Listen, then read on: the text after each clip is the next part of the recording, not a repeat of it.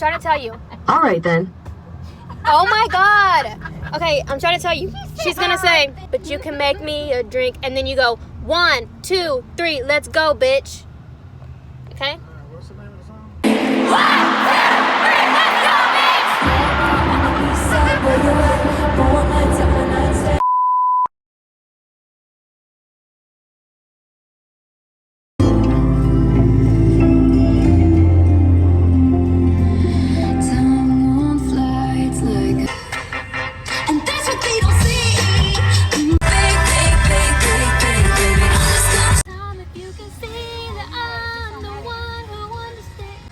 Sing it. Hold on. You belong with me. You belong with me. Okay, you actually know the words. Taylor Swift is gonna do enough cussing.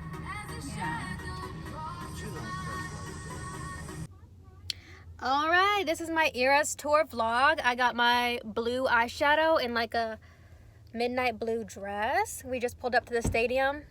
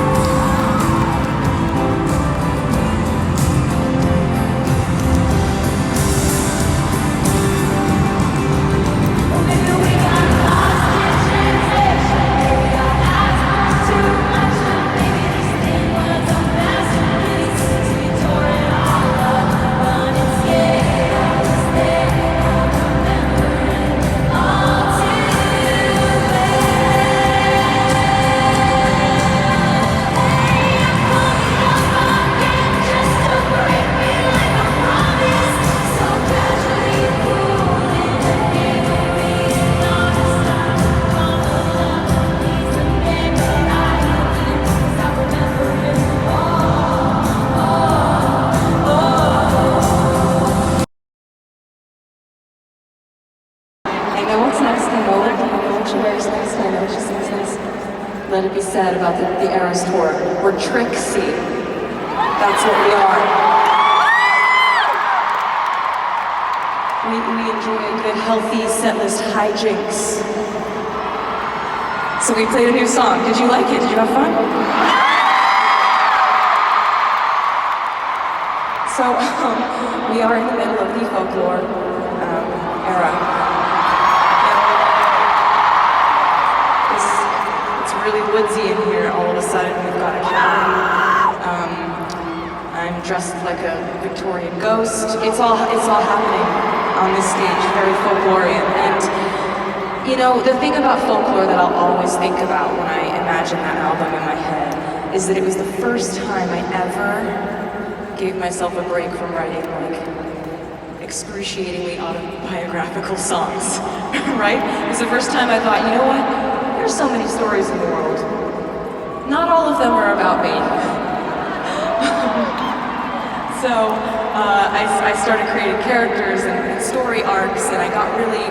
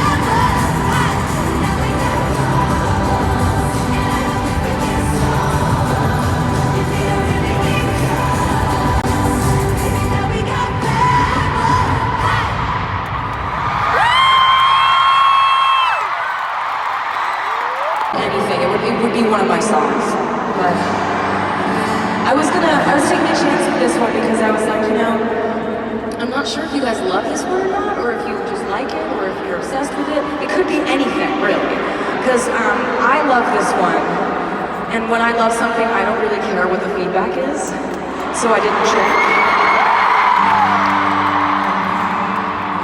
But this is a song that I wrote that I think it's just like a simple, wistful, sad song that I love. It's like this like very sad, beautiful, tragic song.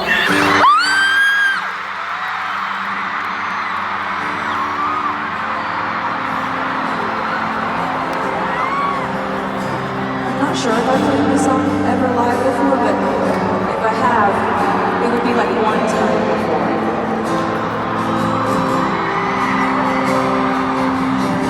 Always think before you speak. Something to learn. What just happened?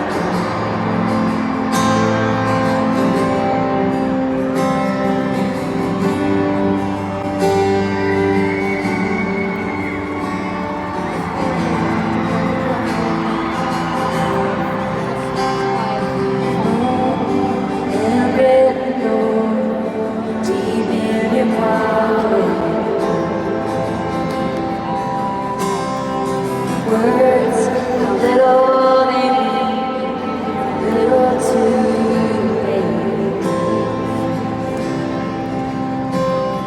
I stood right by the tracks,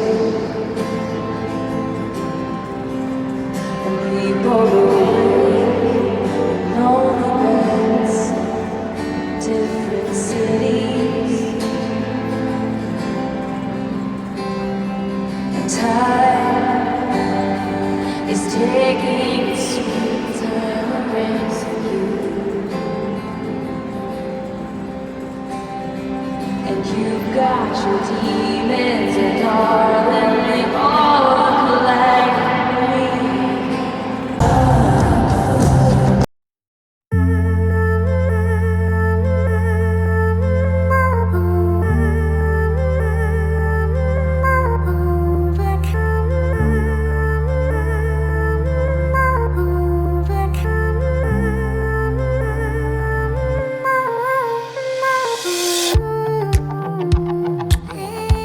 Sometimes I wonder which line will be the last line.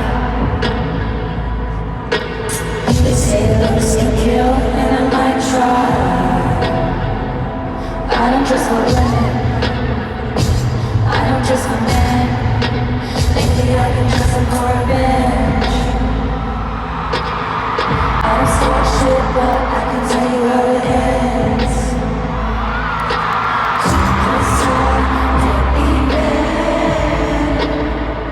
So on the weekends, I don't dress for friends. Lately I've been dressing for revenge. She made a cold hard proof, so I'll give her some. Terrified to look back. See there, see the light.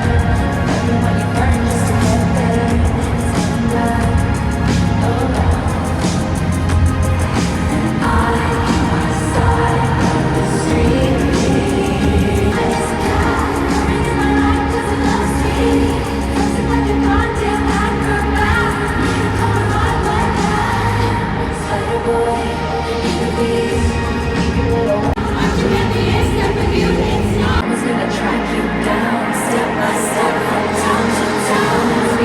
Justice coming is clean. Takes all my friends to the someday. I'm just I'm straight on to the game. It's the reason I am on the weekend. Get out the way, bitch, get out the way. Move, bitch, get out the way. Get out the way, bitch, get out the way. So night one was so fun. My voice is starting to go a little bit, and I'm trying to like talk a little bit quieter just so it doesn't continue to go. But I had so much fun. I do want to say that if you don't care about getting merch, you can pretty much get to the stadium at like any time. Honestly, the traffic wasn't that bad getting in or out. We were in the lot that's like right across from the stadium, and that's what we were kind of worried about, like, is getting into the lot going to be really difficult? Actually, maybe like 20 minutes worth of traffic for us to get in there and get parked. We got to the lot around 5 p.m. If you get past bag check, they scan your ticket and everything, and you see a big line and you're not needing merch, do some research on what that line is, because we waited in line for like 20 minutes, and then I finally looked up and I was like, people are just walking in over there. Is this the merch line? And I asked people, they're like, oh yeah, this is for merch. And I was like, oh, we could have been inside this stadium by now. So that is a point to make. And then once we got in, there was like lots of yummy food. The lines for food were really quick. The lines for the bathroom were non-existent at the very beginning.